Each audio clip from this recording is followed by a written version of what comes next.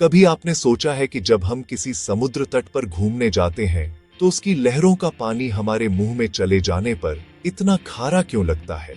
ये एक ऐसा प्रश्न है जो हर बच्चे और बड़े के मन में कभी न कभी अवश्य आता है।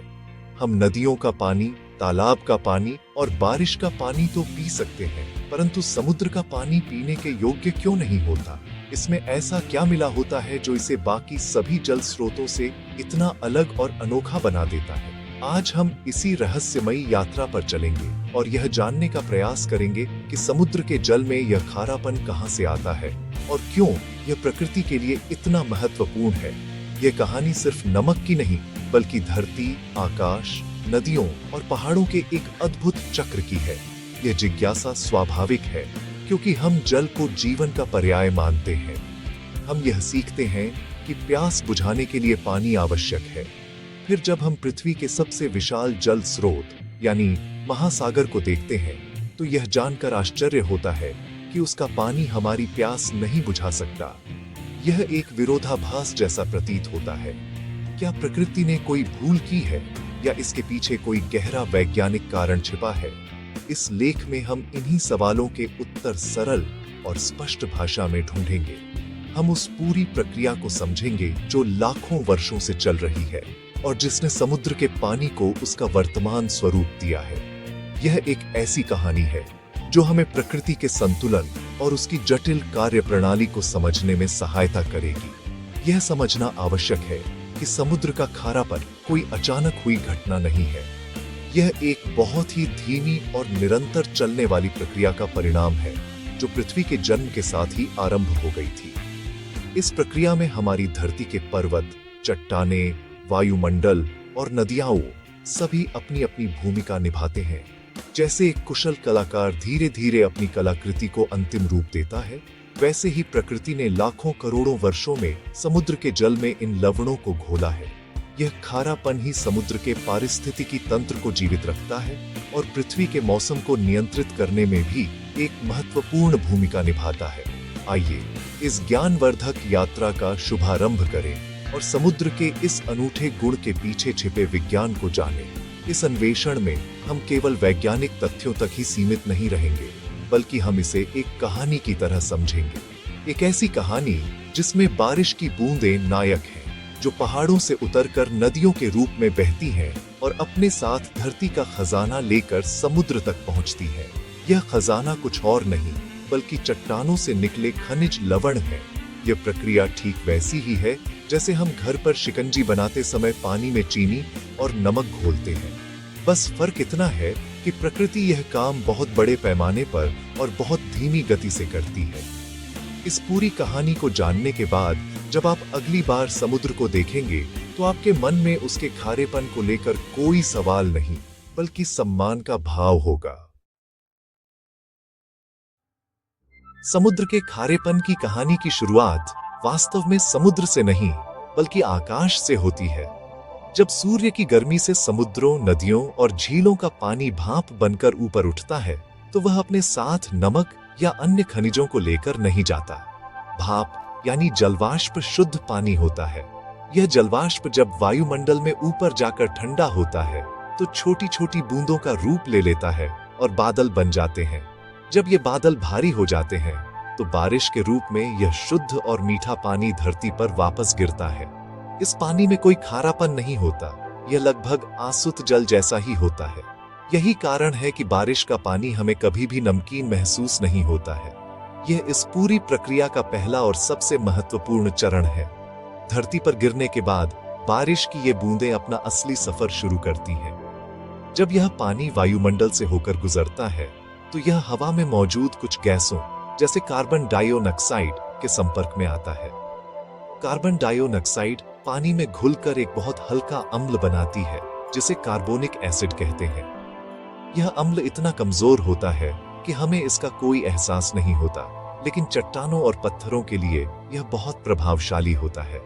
आप इसे ऐसे समझ सकते हैं कि जैसे नींबू का रस संगमरमर पर धीरे धीरे असर डालता है, ठीक उसी प्रकार बारिश का यह थोड़ा अम्लीय पानी धरती की चट्टानों पर अपना प्रभाव डालना शुरू कर देता है। यहीं से धरती के खनिजों को घोलने की प्रक्रिया का आरंभ होता है। ये अम्लीय वर्षा जब पहाड़ों और मैदानों पर गिरती है तो यह चट्टानों की सतह से टकराती है। लाखों वर्षों तक जब यह प्रक्रिया चलती रहती है तो पानी धीरे धीरे चट्टानों को तोड़ने और घिसने लगता है। इस प्रक्रिया को अप्रदन कहा जाता है। चट्टानें विभिन्न प्रकार के खनिजों से मिलकर बनी होती हैं, जिनमें सोडियम, क्लोराइड, मैग्नीशियम और कैल्शियम जैसे तत्व शामिल होते हैं। जब बारिश का पानी इन चट्टानों के ऊपर से बहता है तो यह अपने हल्के अम्लीय स्वभाव के कारण इन खनिजों को धीरे धीरे अपने अंदर घोल लेता है। यह प्रक्रिया बहुत धीमी होती है, लेकिन करोड़ों वर्षों में यह भारी मात्रा में खनिजों को चट्टानों से अलग कर देती है। इस प्रकार जो पानी आकाश से शुद्ध और मीठे रूप में गिरा था, वह धरती पर आते ही अपने साथ छोटे छोटे खनिज कणों को लेकर बहने लगता है। यह पानी अब झरनों, नालों और छोटी छोटी जलधाराओं का रूप ले लेता है। हर एक बूंद अपने साथ चट्टान का एक सूक्ष्म कण लेकर आगे बढ़ती है। ये ठीक वैसा ही है जैसे आप किसी चाशनी में धीरे धीरे और सामग्री मिलाते जाएं। पानी का स्वभाव अब बदल रहा है। वह अब सिर्फ शुद्ध पानी नहीं है, बल्कि उसमें धरती के गर्भ से निकले खनिज लवण भी घुल चुके हैं। यह यात्रा का दूसरा पड़ाव है, जहां पानी नदियों के रूप में समुद्र की ओर अपनी लंबी यात्रा के लिए तैयार हो जाता है। जब बारिश का पानी पहाड़ों और मैदानों से बहकर छोटी छोटी धाराओं का रूप ले लेता है तो ये धाराएं मिलकर एक नदी को जन्म देती है। नदियां अपने उद्गम स्थल से लेकर समुद्र तक का एक लंबा सफर तय करती है। इस पूरे सफर के दौरान वे अपने साथ उन सभी खनिज लवणों को बहाकर ले जाती है जो उन्होंने चट्टानों और मिट्टी से प्राप्त किए थे। नदी का बहता हुआ पानी लगातार अपने रास्ते में आने वाली चट्टानों और मिट्टी को काटता और घिसता रहता है, जिससे और भी अधिक खनिज उसमें घुलते जाते हैं। इसीलिए यदि आप किसी नदी के पानी का परीक्षण करें तो उसमें भी आपको थोड़ी मात्रा में खनिज लवण मिलेंगे। हालांकि यह मात्रा इतनी कम होती है कि हमें उसका स्वाद खारा महसूस नहीं होता। नदियां एक विशाल वाहक की तरह काम करती है। उनका मुख्य कार्य धरती के एक हिस्से से पानी और खनिजों को उठाकर दूसरे हिस्से यानी समुद्र तक पहुंचाना है। आप कल्पना कीजिए कि करोड़ों वर्षों से अनगिनत नदियां दिन रात बह रही हैं और अपने साथ लगातार थोड़ी थोड़ी मात्रा में नमक और अन्य खनिज समुद्र में डाल रही है। यह प्रक्रिया ठीक उस गुल्लक की तरह है जिसमें आप हर दिन एक सिक्का डालते हैं। एक दिन में तो कोई बड़ा अंतर नहीं दिखेगा, लेकिन वर्षों बाद वह गुल्लक सिक्कों से भर जाएगा। ठीक इसी प्रकार नदियां लाखों वर्षों से समुद्र रूपी गुल्लक में खनिज लवणों का यह उपहार जमा कर रही है। भारत का उदाहरण लें तो गंगा, यमुना, ब्रह्मपुत्र, गोदावरी और कृष्णा जैसी विशाल नदियां हिमालय और अन्य पर्वतों से निकलकर हजारों किलोमीटर का सफर तय करती हैं। अपने रास्ते में ये नदियां विभिन्न प्रकार की चट्टानों और मिट्टियों से होकर गुजरती हैं। वे अपने साथ उपजाऊ मिट्टी तो लाती ही हैं, साथ ही वे सोडियम, क्लोराइड, मैग्नीशियम जैसे अनेक लवणों को भी घोलकर अपने साथ ले चलती हैं। जब गंगा और ब्रह्मपुत्र जैसी नदियां बंगाल की खाड़ी में मिलती हैं, तो वे अपने साथ लाए इन सभी खनिजों को समुद्र में उड़ेल देती हैं। यही प्रक्रिया दुनिया भर की हजारों नदियां जैसे अमेजन, नील और यांगत्जी अपने अपने सागरों के साथ करती हैं। यह जानना भी रोचक है कि नदियों का पानी मीठा क्यों लगता है, जबकि वे भी अपने साथ लवण लेकर चलती हैं। इसका कारण यह है कि नदियों में पानी का प्रवाह निरंतर बना रहता है। नया पानी आता रहता है और पुराना पानी समुद्र में मिलता जाता है। इसलिए लवणों का जमाव एक स्थान पर नहीं हो पाता। उनकी सांद्रता बहुत कम बनी रहती है। इसके विपरीत समुद्र एक बंद विशाल जलाशय की तरह है, जहां पानी आता तो है, लेकिन खनिजों के बाहर जाने का कोई प्राकृतिक मार्ग नहीं है। इसलिए नदियां जो भी खनिज लाती हैं, वे हमेशा के लिए समुद्र में ही रह जाते हैं, जिससे धीरे धीरे उसका खारापन बढ़ता जाता है। जब नदियां अपने लंबे सफर के अंत में समुद्र में मिलती है, तो वे अपने साथ लाए सारे खनिज लवणों को उसी में छोड़ देती हैं। महासागर इन लवणों के लिए एक अंतिम मंजिल या एक विशाल संग्रह पात्र की तरह है। कल्पना कीजिए कि दुनिया भर की हजारों नदियां एक बहुत बड़े कटोरे में लगातार थोड़ा थोड़ा नमक डाल रही हैं। समय के साथ उस कटोरे का पानी निश्चित रूप से खारा हो जाएगा। महासागरों के साथ भी ठीक यही हुआ है। ये प्रक्रिया करोड़ों वर्षों से बिना रुके चल रही है, जिसके परिणाम स्वरूप आज समुद्र का पानी इतना अधिक खारा हो गया है। इन घुले हुए लवणों को ही हम सम्मिलित रूप से नमक कहते हैं, जो समुद्र के खारेपन का मुख्य कारण है। समुद्र में खनिजों के जमा होने का एक और स्रोत भी है। समुद्र की तलहटी में कई ज्वालामुखी और गर्म पानी के झरने होते हैं, जिन्हें हाइड्रोथर्मल वेंट्स कहा जाता है। ये वेंट्स पृथ्वी के गर्भ से सीधे जुड़े होते हैं। जब समुद्र का ठंडा पानी इन दरारों से होकर पृथ्वी के भीतर जाता है, तो वह मैग्मा द्वारा अत्यधिक गर्म हो जाता है। यह गर्म पानी जब वापस समुद्र में फूटकर निकलता है, तो अपने साथ पृथ्वी के अंदरूनी हिस्सों से भारी मात्रा में घुले हुए खनिज जैसे लोहा, जस्ता, तांबा और सल्फर लेकर आता है। यह प्रक्रिया भी समुद्र के पानी में खनिजों की मात्रा को बढ़ाने में एक महत्वपूर्ण योगदान देती है और उसके रासायनिक संगठन को विविध बनाती है। अब एक महत्वपूर्ण सवाल उठता है, यदि नदियां लगातार समुद्र में नमक डाल रही है, तो क्या समुद्र का पानी समय के साथ और भी अधिक खारा होता जा रहा है? वैज्ञानिकों का मानना है कि आज समुद्र का खारापन लगभग एक स्थिर अवस्था में पहुंच चुका है। इसका अर्थ है कि जितना नमक समुद्र में आता है, लगभग उतना ही नमक अन्य प्रक्रियाओं द्वारा समुद्र से हट भी जाता है। उदाहरण के लिए, कुछ खनिज समुद्र की तलहटी में जम जाते हैं और चट्टानों का हिस्सा बन जाते हैं। कुछ समुद्री जीव अपने खोल या कंकाल बनाने के लिए कैल्शियम जैसे खनिजों का उपयोग करते हैं। इस प्रकार प्रकृति ने एक अद्भुत संतुलन स्थापित किया है, जिससे समुद्र का खारापन एक निश्चित स्तर पर बना रहता है। इस प्रकार महासागर केवल पानी का एक विशाल भंडार नहीं है, बल्कि यह पृथ्वी के खनिजों का भी एक विशाल भंडार है। यह एक ऐसा अंतिम पड़ाव है जहां धरती के विभिन्न हिस्सों से आए तत्व एकत्रित होते हैं। नदियों द्वारा लाए गए लवण और समुद्र तल के ज्वालामुखियों से निकले खनिज दोनों मिलकर समुद्र के पानी को वह अनूठा रासायनिक स्वरूप प्रदान करते हैं जो हम आज देखते हैं। यह प्रक्रिया पृथ्वी के भूवैज्ञानिक और जलीय चक्र का एक अभिन्न अंग है, जो लाखों वर्षों के धैर्य और निरंतरता का परिणाम है।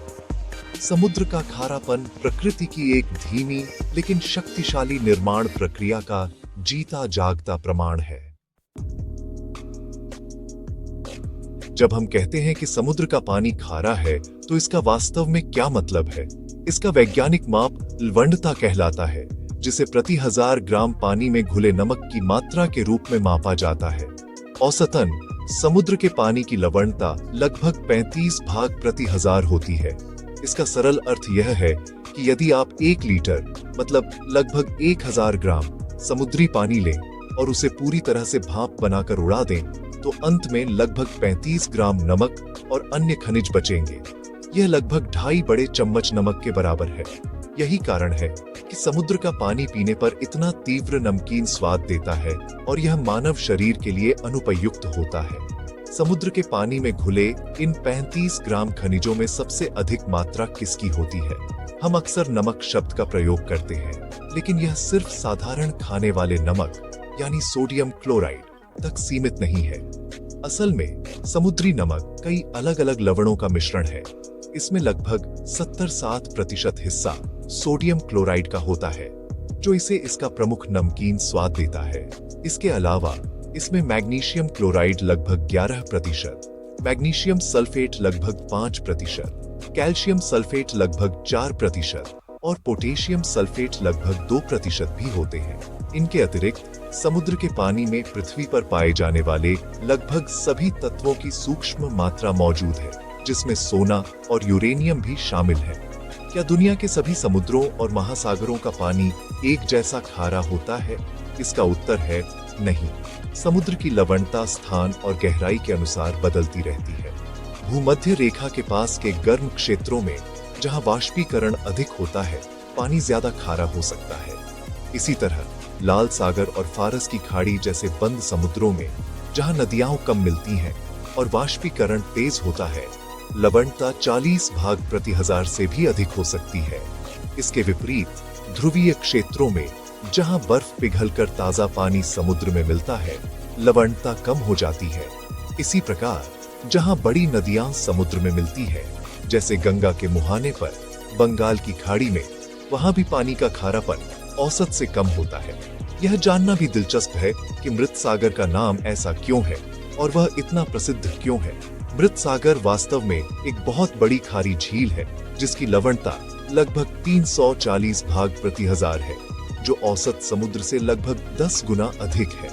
इतने अधिक खारेपन के कारण इसमें कोई भी मछली या बड़ा जलीय पौधा जीवित नहीं रह सकता, इसीलिए इसे मृत सागर कहा जाता है। इसकी अत्यधिक लवणता के कारण पानी का घनत्व इतना बढ़ जाता है कि इंसान उसमें बिना किसी सहारे के आसानी से तैर सकता है। यह दिखाता है कि लवणता की मात्रा पानी के गुणों और उसमें जीवन की संभावनाओं को किस हद तक प्रभावित कर सकती है। समुद्र के खारेपन को बनाए रखने और उसे बढ़ाने में एक और प्राकृतिक प्रक्रिया की बहुत बड़ी भूमिका है, और वह है वाष्पीकरण यानी इवेपोरेशन। हमने पहले ही चर्चा की है कि सूर्य की गर्मी से समुद्र का पानी भाप बनकर उड़ता है। इस प्रक्रिया की सबसे खास बात यह है कि जब पानी भाप बनता है तो वह अपने साथ घुले हुए नमक और अन्य खनिजों को पीछे छोड़ जाता है।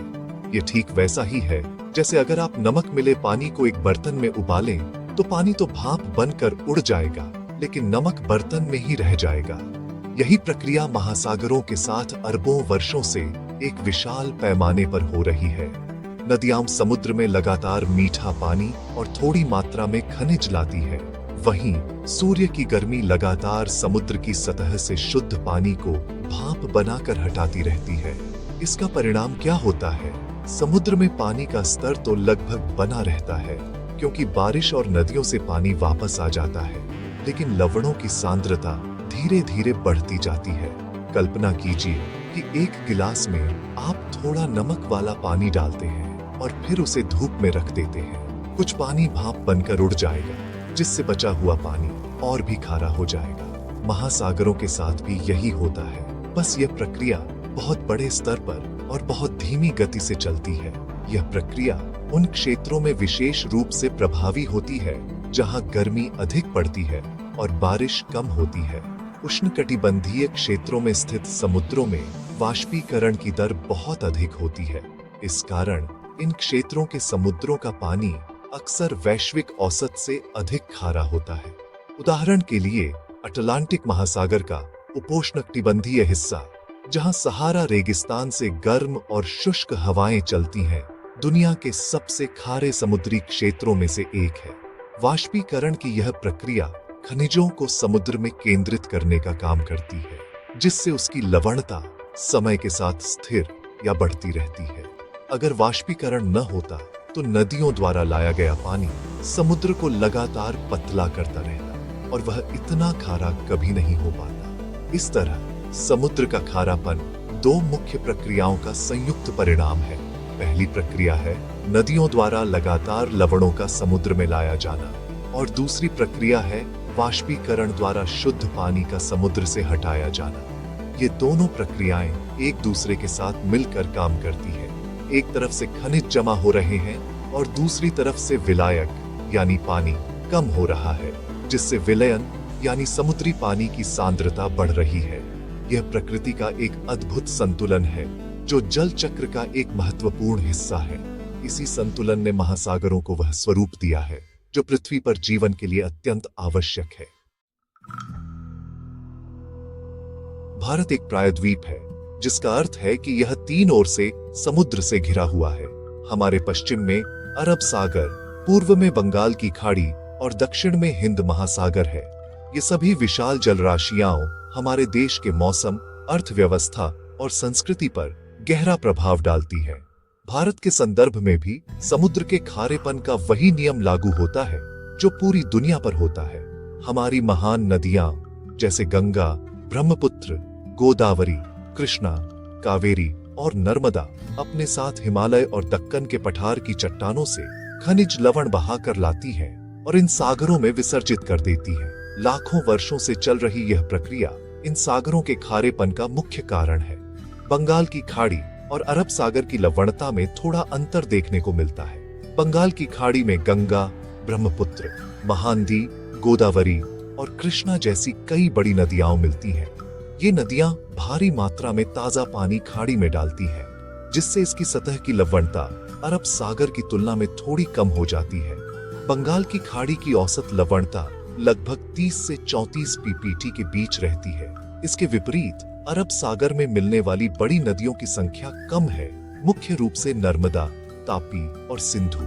साथ ही इस क्षेत्र में वाष्पीकरण की दर भी अधिक है, जिसके कारण अरब सागर का पानी थोड़ा अधिक खारा है और इसकी लवणता 35 से 36 पीपीटी तक पहुंच जाती है। भारत में कुछ अत्यधिक खारे पानी के क्षेत्र भी हैं, जैसे गुजरात में कच्छ का रण। यह एक विशाल नमक का मरुस्थल है। मानसून के दौरान यहाँ अरब सागर का पानी भर जाता है और जब यह पानी भाप बनकर उड़ जाता है तो पीछे सफेद नमक की एक मोटी परत रह जाती है। यह वाष्पीकरण की शक्ति का एक प्रत्यक्ष उदाहरण है। इसी तरह राजस्थान की सांभर झील भारत की सबसे बड़ी खारे पानी की झील है। यह समुद्र से जुड़ी नहीं है, फिर भी इसका पानी खारा है। इसका कारण यह है कि इसके आसपास की चट्टानों में नमक की मात्रा अधिक है और नदियां इन लवणों को बहाकर इस झील में जमा करती हैं, जहां से पानी केवल वाष्पीकरण द्वारा ही बाहर निकल पाता है। ये समझना हमारे लिए महत्वपूर्ण है कि हमारी नदियां और समुद्र एक दूसरे से कितने गहरे जुड़े हुए हैं। नदियों का स्वास्थ्य सीधे तौर पर समुद्र के स्वास्थ्य को प्रभावित करता है। यदि हम अपनी नदियों को प्रदूषित करते हैं तो वे प्रदूषक भी अंततः समुद्र में पहुंच जाते हैं और समुद्री जीवन को नुकसान पहुंचाते हैं। भारत की विशाल तटरेखा और समुद्री संसाधनों पर हमारी निर्भरता को देखते हुए इस प्राकृतिक चक्र को समझना और इसका सम्मान करना हमारा कर्तव्य है। जब हम अगली बार समुद्र के किनारे खड़े हों तो हमें यह याद रखना चाहिए कि उसका हर खारा कण हमारी ही धरती और हमारी ही नदियों की देन है। यह सोचना स्वाभाविक है कि यदि समुद्र का पानी खारा और पीने योग्य नहीं है तो इसका क्या महत्व है? क्या यह प्रकृति की कोई कमी है?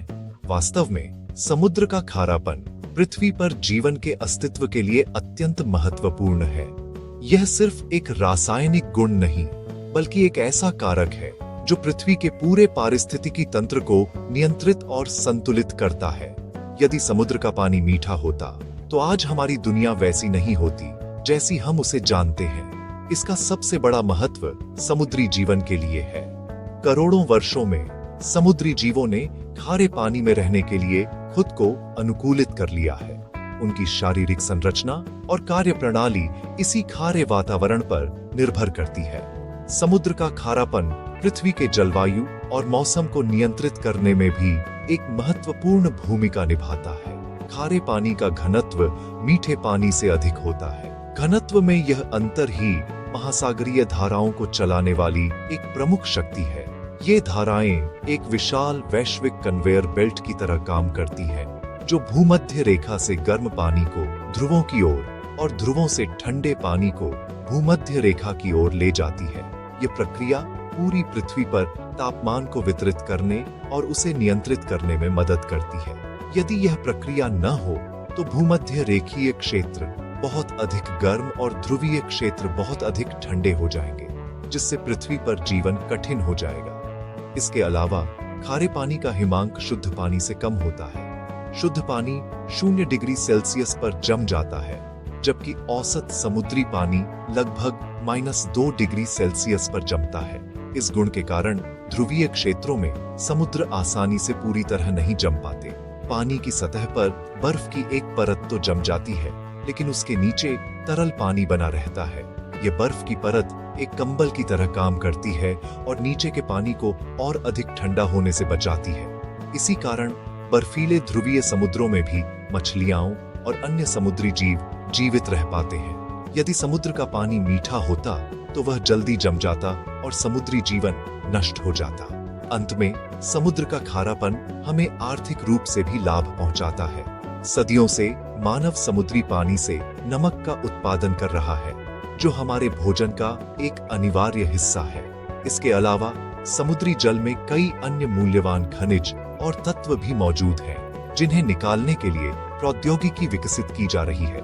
इस प्रकार समुद्र का खारापन न केवल समुद्री जीवन का आधार है, बल्कि यह पृथ्वी की जलवायु को रहने योग्य बनाता है और मानव जाति के लिए भी एक महत्वपूर्ण संसाधन है।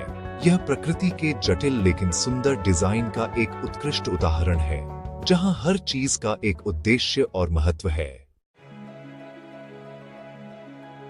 इस पूरी यात्रा के अंत में हम इस निष्कर्ष पर पहुंचते हैं कि समुद्र के पानी का खारा होना कोई आकस्मिक घटना नहीं, बल्कि पृथ्वी के एक विशाल और जटिल चक्र का परिणाम है। ये कहानी आकाश में बनती बारिश की बूंदों से शुरू होती है, जो धरती पर गिरकर चट्टानों से खनिज प्राप्त करती है। फिर नदियां इन खनिजों को अपने साथ बहाकर महासागरों तक पहुंचाती है, जो इन लवणों का अंतिम संग्रह स्थल है। वाष्पीकरण की प्रक्रिया लगातार शुद्ध पानी को समुद्र से हटाती रहती है, जिससे खनिजों की सांद्रता बढ़ती है और पानी खारा हो जाता है। यह प्रक्रिया लाखों करोड़ों वर्षों से अनवरत चल रही है और इसने समुद्र को उसका वर्तमान स्वरूप प्रदान किया है। हमने यह भी जाना कि समुद्र का खारापन केवल एक भौगोलिक तथ्य नहीं है, बल्कि इसका गहरा पारिस्थितिक और जलवायु संबंधी महत्व है। यह खारापन ही समुद्री जीवन का आधार है, जिसके बिना प्लैंकटन से लेकर विशाल व्हेल तक का अस्तित्व संभव नहीं होता। यह पृथ्वी के तापमान को नियंत्रित करने वाली महासागरीय धाराओं को शक्ति प्रदान करता है, जिससे हमारा ग्रह रहने योग्य बना रहता है। यह ध्रुवीय समुद्रों को पूरी तरह जमने से रोकता है, जिससे वहां भी जीवन पनप सकता है। इस प्रकार जो खारापन हमें पानी को पीने से रोकता है, वही खारापन पृथ्वी पर जीवन के व्यापक ताने बाने को बनाए रखने के लिए अनिवार्य है।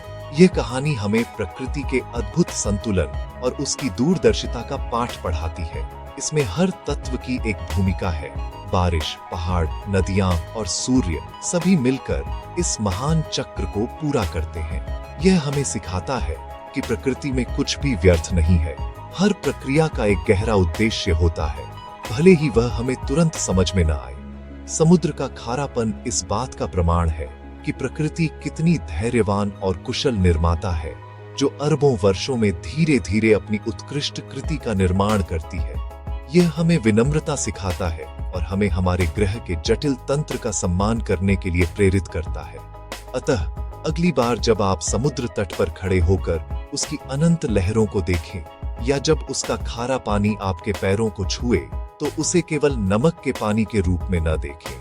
उसे एक ऐसे जीवित संग्रहालय के रूप में देखें, जिसमें पृथ्वी के लाखों वर्षों का इतिहास और उसके हर कोने से लाए गए खनिज समाहित हैं।